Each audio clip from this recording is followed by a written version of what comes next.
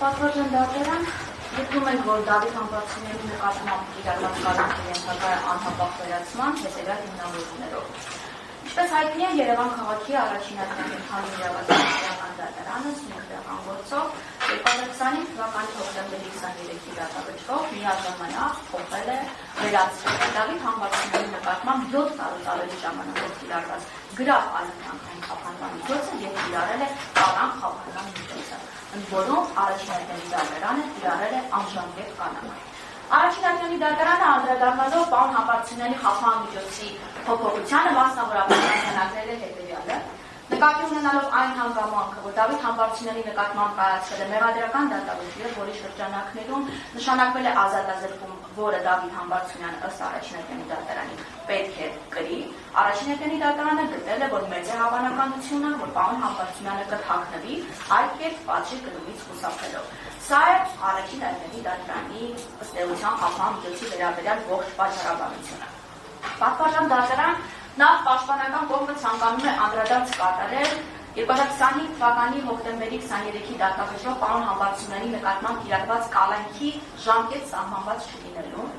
եւ պատվարժան դատարան ըստ էության նկատի ունենալով այն հանգամանքը, որ սույն դեպքում մասնավորապես առաջին դատարանը չի ղեկավարվել քրեական դատավարության օրենսգրքով սահմանված այն իրավանորմերով, որ դատական վարույթում կալանքը բացառապես ժամկետային պետք է լինի, պաշտպանական կողմի համար ենթադրելի է, որ ամենայն հավանականությամբ առաջին դատարանը փորձել է հիմնվել Հայաստանի Հանրապետության Սահմանադրության 27-րդ հոդվածի առաջին մասի առաջին կետի հիմքի վրա, մասնավորապես այն դեպքում, երբ անձը դատապարտվել է իրավասու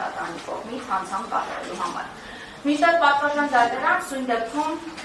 արկա են մի շարք առանցքային հանգամանքներ, որոնց հաշվառմամբ Դավիթ Համբարձումյանի կալանքը դարձվում է ոչ իրավաչափ եւ հետեւաբար հիմք ընդունելով քրեական դատավարության օրենսգրքի 18-րդ հոդվածի 3-րդ մասն առայն, որ դատարանը պետք է կալանքից ազատի յուրաքանչյուր անձի, ով անհիմն ապօրինի զրկվել է կալանքից, գտնում ենք, որ վերաքննիչ քրեական դատարանը պետք է ազատ արձակի Դավիթ Համբարձումյանին։ Անդրադառնանք Սահմանադրության 27-րդ հոդվածին, ինչ է հռչակում Սահմանադրության 27-րդ հոդվածի առաջին մասը։ Մասնավորապես նշված է հետևյալը.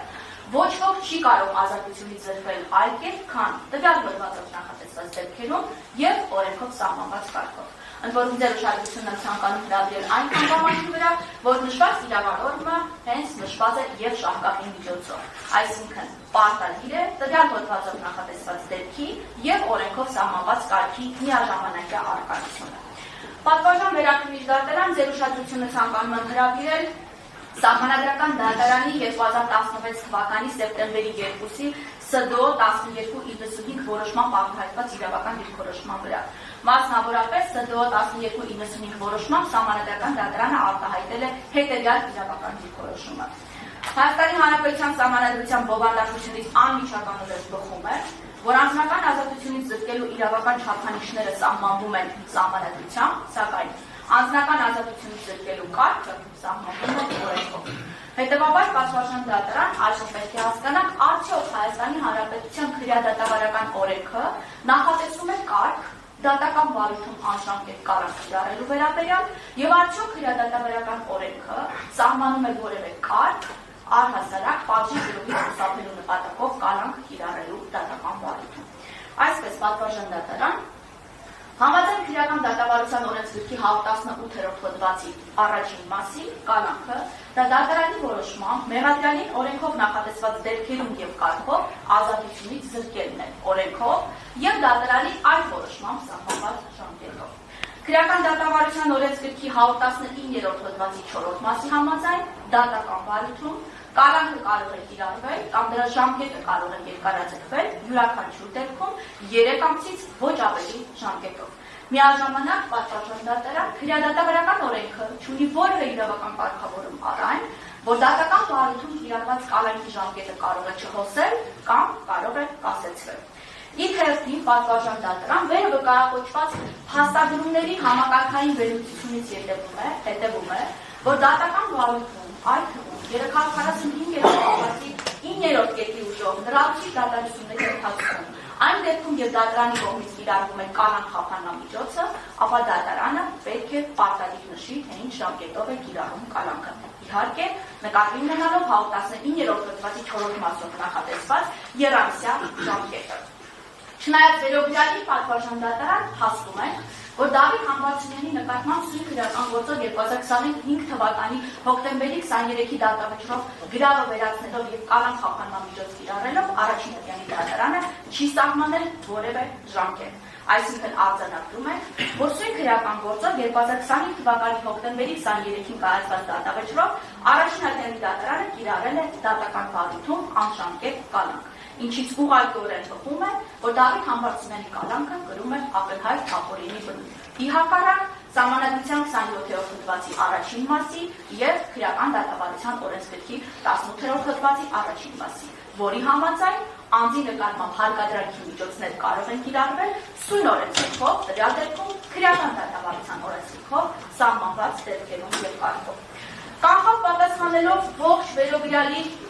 կապակցությամբ այն հնարավոր հակափաստարկին, որ սույն քրեական գործով առաջին ատյանի դատարանը կալանքը կիրառել է Սահմանադրության 27-րդ հոդվածի առաջին մասի առաջին կետի հիմքով եւ ոչ թե երրորդ ու չորրորդ կետերի հիմքով, ինչպես նաեւ մարդու իրավունքների եւ հիմնարար ազատությունների մասին Եվրոպական կոնվենցիայի 5-րդ հոդվածի առաջին կետի այլ ենթակետի հիմքով, հետեւաբար թույլատրելի է որպեսզի կալանքը լինի անժամկետ, նշենք հետեւյալը։ Պատվարժան դատարան նորից վերադառնանք 27-րդ հոդվածի Սահմանադրության։ Սահմանադրության 27-րդ հոդվածը սահմանում է չայլ չափանիշները, որոնց արկայության դեպքում անձին ազատությունից հնարավոր է զրկել։ Միևնույն ժամանակ Սահմանադրության 27-րդ հոդվածը սահմանում է, որ այդ կարգը պետք է սահմանվի օրենքով։ Սույն դեպքում պատվարժան դատարան նշված արձանագրումի հերթին պայմանավորում է այն հարցին պատասխանելու անհրաժեշտությունը, թե արդյոք քրեական դատավարության օրենսգիրքը սահմանում է որևէ կարգ, որը թույլ է տալիս անձին իրավասու դատարանի կողմից դատապարտվելու հիմքով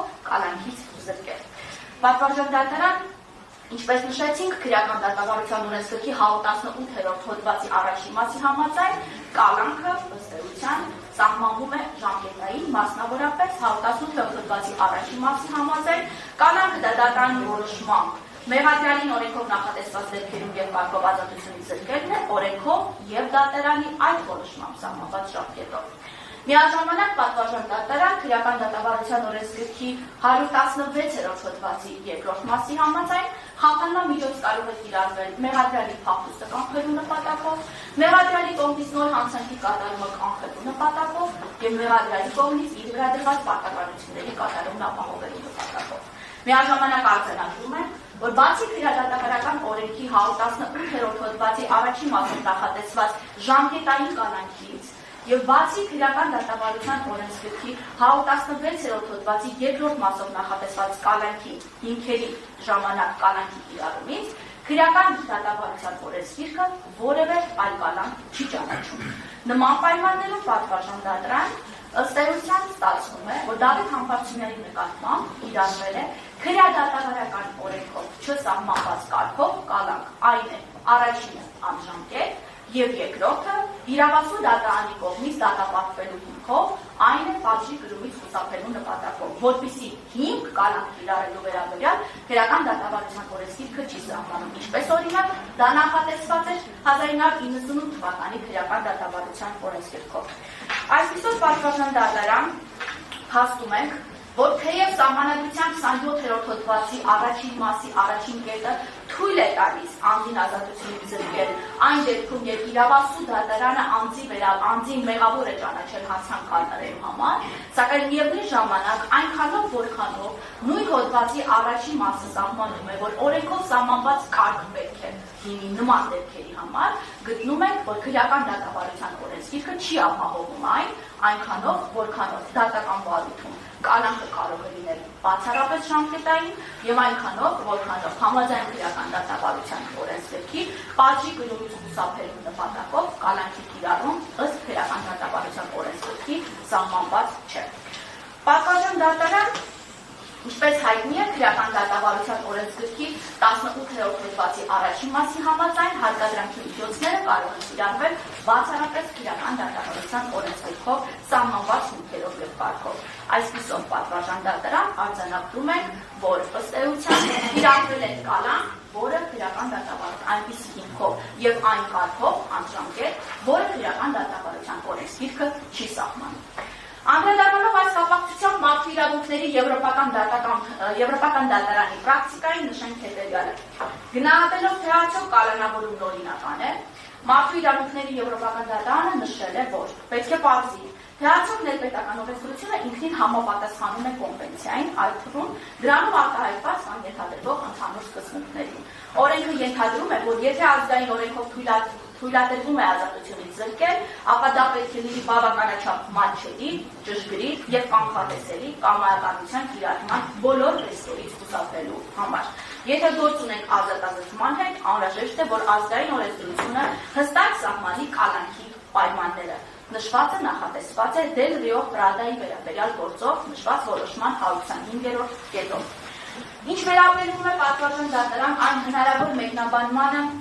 որ քրեական դատավարության օրենսգիրքի 119-րդ հոդվածի 5-րդ մասով կարգավորվում է դատական բարություն կալանքի ընդհանուր տևողությունը եւ սահմանվում է, որ այն չի կարող ավել լինել մեղադրյալի մեղսագրված հանցանքի համար նախատեսված պատժի առավելագույն չափից, ապա հարկ է նշել է, որ նշված նորմը ոչ թե ինքնուրույն պետք է մեկնաբանվի, այլ պետք է ենթարկվի օրենսգիրքի մյուս նորմերի եւ մասնավորապես 119-րդ հոդվածի 4-րդ մասով նախատեսված իրավանորմի հետ համակարգային վերլուծության արդյունքում։ Ինչի արդյունքում բաց է դառնում, որ դատական բարույթում կանանքը կարող է կիրառվել կամ դրա ժամկետը կարող է երկարաձգվել յուրաքանչյուր դեպքում 3 ամսից ոչ ավելի ժամկետով, իսկ ընդհանուր առմամբ դրա տևողությունը չի կարող ավել լինել մեղադրյալին մեղսադրված հանցանքի համար նախատեսված պատժի առավելագույն չափից։ Պատվարժան դատարան քրեական դատավարության օրենսգիրքի 18-րդ հոդվածի 3-րդ մասի համաձայն դատարանը դատախազը, քննիչը, հետաքննության մարմինը իրենց իրավասության սահմաններում պարտավոր են անհապաղ ազատ արձակել ազատությունից ապօրինի ամանրված յուրաքանչյուր հարցի, որում սա անմիջականորեն գործող իրավանորմ է։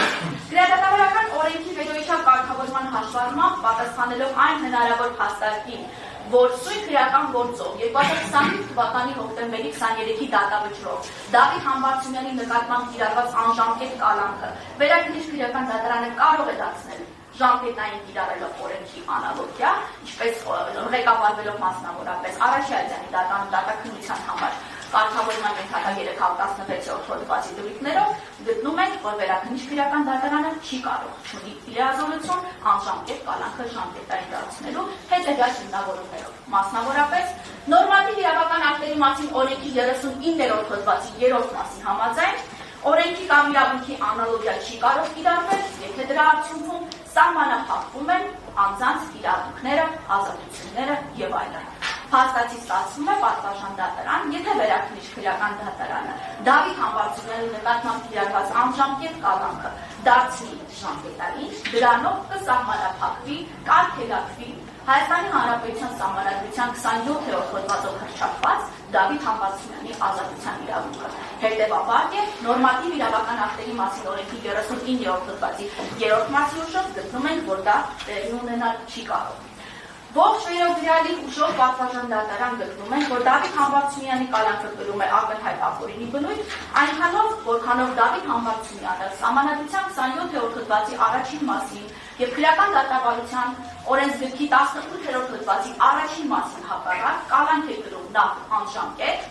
բացի այդ պատվարժան դատարան վերջինիս նկատմամբ կալանք է կիրառվել պատժի կրումից խուսափելու նպատակով, որպեսզի հիմք եւս քրեական դատավարության օրենսգիրքը չի նախատեսում։ Հետևաբար պատվարժան դատարան հիմք ընդունելով քրեական դատավարության օրենսգիրքի 18-րդ հոդվածի 3-րդ մասը գտնում ենք, որ պարոն Համբարձումյանի նկատմամբ կիրառված կալանքը ենթակա է անհապաղ վերացման վերաքննիչ քրեական դատարանի կողմից։ Պատվարժան դատարան թեև մենք գտնում ենք, որ մեր կողմից մատնանշված հանգամանքների ուժով պարոն Համբարձումյանի նկատմամբ կիրառված կալանքը պետք է վերացվի հենց այդ պատճառաբանությամբ, այնուամենայնիվ անդրադառնանք շատ հակիրճ առաջին դատարանի այն դիրքորոշմանը, որ պատիժ նշանակելու հետ մեկտեղ մեծացել է հավանականությունը առ այն, որ պարոն Համբարձումյանը կթաքնվի այդ կերպ պատժի կրումից խուսափելու նպատակով։